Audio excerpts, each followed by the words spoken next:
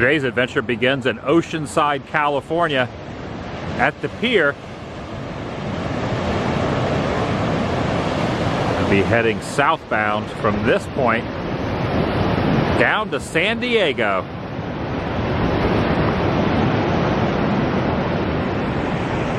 Welcome everyone, Adam the Woo here. I will be retracing the steps, the filming locations, a majority of them from the 1986 Tom Cruise film, Top Gun. Prepare to have your breath taken away. Bow, bow, bow, bow, bow, bow, bow, bow, bow. Join me, shall you? The first spot is right along the shoreline. Straight ahead you will see a house sitting all by itself, painted blue. This is where a very iconic love-making scene took place. All the other homes on that block have been bulldozed, but for now, that has been saved. For now. Used to be a lot of homes along this block, but where Charlie and Maverick shared their intimate moments is the only one left. Visited very often by tourists and fans of the movie. You'd think it'd be a museum by now, but it's not. It's all fenced off. The sign states that the restoration is pending due to future hotel developments that might be happening on this site. They have placed the movie poster on the left of the porch. I'll be able to peek through where this chain link fence has been pulled back. Up that slight incline from the beach is where Tom Cruise rode his motorcycle. Turned around basically where someone has parked their truck, and next to that stop sign, parked it. Here's a screenshot of what it looked like then versus what it looks like now. Goes up and knocks on the door. No one answers.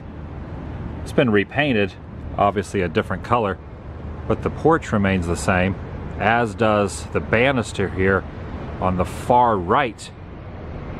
It's still the same pieces of wood from the 80s. She was home, however, just not in the front room.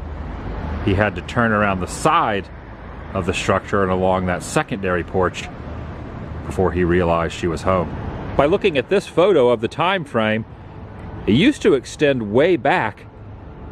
They built on to what is here now, and over time they compressed it back to what is now standing. But in fact it went all the way back to that end of the property, meaning a couple scenes we will not be able to match up. However, she was sitting right there in what once was a doorway. Basically where I'm now standing is where he is in this screenshot, more or less the precise area that he was walking past. Pay close attention to the window to the right of her head. Here, that window can be seen on the far right of the back area of the home, meaning that everything to the left of the lamp has now been torn down. It's kind of hard to get your bearings. If you use your imagination, you can kind of figure it out. When they had the open air conversation on what you would think would be one of the porches on what is now standing, it wasn't. It was on a home that was back here attached to the property. That would be this particular scene where she is laying comfortably and he's very attentive. After once again recently rewatching the film, I noticed an editing error right here. Stanchioned in the ground was a for rent sign that is shown earlier in the film as he rides off on his cycle after that conversation I just mentioned, when technically that should not have showed up till later. It wasn't there when he first pulled up, so they obviously used a clip from the end of the film and just threw it in there because they needed that riding away on the motorcycle shot. It was between these two boarded up windows where the magic happened, where the semi-awkward open mouth kissing took place. And the way I know is the baseboards there at the bottom of the porch can be seen out the windows. Notice on either side of the frame are those two windows, and if you peek out, you can see the porch itself right there, and those boards still exist. That's what you're looking out from the opposite perspective. While standing here, I talked to one of the locals, and he said they are moving this a couple blocks away. It's going to be saved and completely renovated, and that should happen in another year, year and a half. Let's just cross our fingers and hope it's true. It's definitely a big piece of pop culture movie history.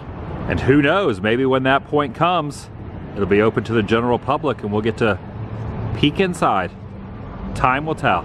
But for now, it's time to move on to the next spot. Heading southbound to San Diego. Bow, bow, bow, bow, bow. Bow, bow. Bow, bow. Bow, bow. Bow, bow, bow, bow, bow. I feel like I'm gonna have that song stuck in my head the rest of the day. Get out of my head, song. Get out of my head. If you've ever lost that loving feeling, I recommend showing up here to the Lafayette Hotel, where in one of the rooms you can still hear the faint sounds of reminiscent past. The bar itself was set up right here under this circular pattern on the roof in what they call the Mississippi room. And if you pay close attention to the air ventilation system and the architecture of that beam, you'll notice it is precisely the same where he picked up that microphone and started singing. They built a fake wall to put those windows in the background, and if it wasn't for those vents that I showed a moment ago right up there in the corner, it'd be hard to pinpoint that this was the spot. But that's where the bar was. Same angle, camera pointed in the same exact direction. Look very, very closely above her head is a beam that attaches to the wall. You can see the patterns carved into it. This is that very beam. It is possible that they did not build the windows in a fake partition, but maybe they've just remodeled this section since those days. Hard to tell. And if you ever pay this place a visit, the room is located down these stairs in the basement, just adjacent to the entryway. And with that, gonna make my way down the road just a bit to the next location. Heading now down into Liberty Station. It was across this way that she, in a meeting, gave her thoughts on Maverick's flight performance, which he wasn't too happy about. As he walked out, he was completely ignoring her as she tried to talk to him. Even though quite a few buildings have these very same pillars in this neighborhood, the way I figured it was this precise one was off in the distance. You can see that doorway. However, in this day and age, doesn't look like that doorway is accessible at the moment. Right here is where his motorcycle was parked. She was trying to get his attention, but he wanted nothing to do with that whatsoever, cranking up the engine so he couldn't hear her. I can't hear you! You certainly can get some 30-plus-year-old vibes by standing right here. Pretty neat. This is also where she drove off in a hurry to catch him. Notice the building there on the left, as seen here. It's a high-speed pursuit. Whoa!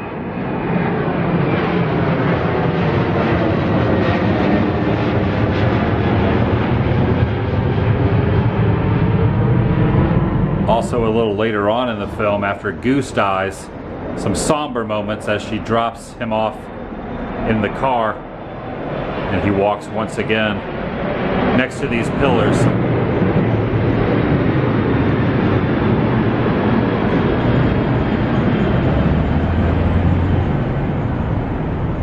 The airplanes flying overhead is really adding to the ambiance.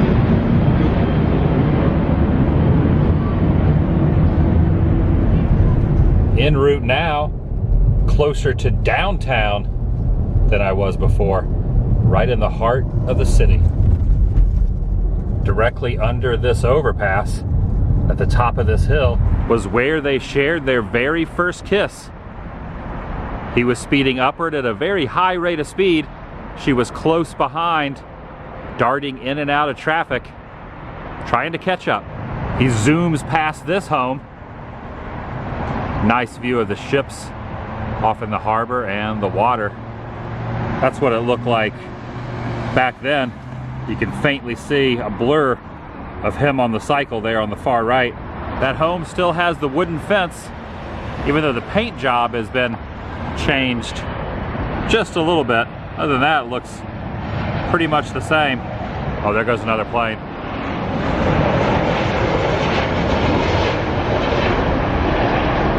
And then the next frame, quickly moving past this intersection, the cityscape has changed a little bit in the background, and some of the palm trees have been removed. But there it is. But she's not taking no for an answer. Also barreling through the stop sign. All traffic laws, when you're in love, pretty much are meaningless. Over the last few decades, this tree has grown considerably. And where this truck is now stationed is where her car skid repeatedly. You could tell they did a few takes judging by the marks on the ground. And it was right there that she confessed she was falling for him. As shocked as he was, he enjoyed the idea. And he leaned in for a kiss. And the rest, as they say, is history. Movie history, to be more precise. And over this shoulder used to be a concrete slab, a wall of sorts that has been removed. Things change over time. You have to accept that. But it is always fun to use some clues to match up different spots. It's pretty dang cool that this tree remains. This is where it happened. Bow, bow, bow, bow, bow. Bow, bow. Bow, bow. Bow, bow. I think the people walking by think I'm a little weird for embracing a tree. Bow, bow, bow, bow, bow. Bow, bow. Just walk away. Just walk away. Nothing to see here. Still one destination left to go. The plateau. The pinnacle of this adventure. Over here across the railroad tracks is a place known as Kansas City BBQ. If you ever said it would be when pigs fly that I would visit the sleazy bar from Top Gun, well, this moment is about to happen. Even though a few years ago a terrible fire burned out the inside, the structure still is exactly the same. The walls and the facade. A few of the props were also destroyed, but they've gotten new ones from what I heard, and they have properly embraced the theming of the movie to the fullest possible extent. Oh yes, this is definitely happening.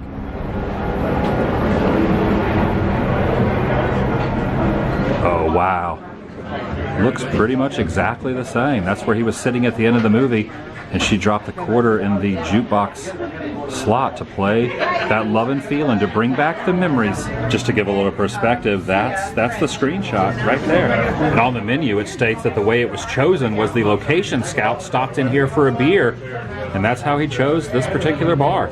They were able to save this poster as seen there. When I say they fully embrace it, I mean it. Oh, this is supposed to be the other way, I think. It's pretty amazing. They still have the piano that Goose played Great Balls of Fire on. How cool is that? I never realized the kid that played Goose's son was played by two twins. Originally the piano was placed right over there. It's been moved, but that's where that iconic scene took place. And they've even placed a photograph right above where it happened. It's not the same jukebox, obviously, but they placed another one in the same spot where Tom was standing next to it. And there's the doorway where he turned around and Charlie was waiting. I guess I should have said spoiler alert, but no, it's been a few years. You should have seen it by now. Just think, it was right here amongst these walls that Meg Ryan said, "Take me to bed or lose me forever."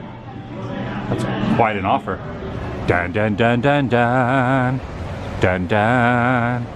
Dun dun. Dun dun. Dun dun dun dun dun. Dun dun. Dun dun. Dun dun dun dun dun dun dun dun dun dun dun dun dun dun dun dun. Dun dun dun dun dun dun dun dun dun dun dun dun. Dun dun. Dun na na na na. Dun dun. Dun dun. Dun dun. Dun dun dun dun dun. Dun dun. Dun dun. Dun dun. Dun dun dun dun. Dun. I feel the need for speed. That's going to do it for today. If you're new here, please subscribe. By doing so, helps keep you in the loop, up to date on future adventures I will be going on, endeavors in my life, as well as uploads here on this channel. Taking a step further, ring that notification bell. And if you enjoyed this particular episode, give it a big thumbs up. See you in the next video. The vlog is over.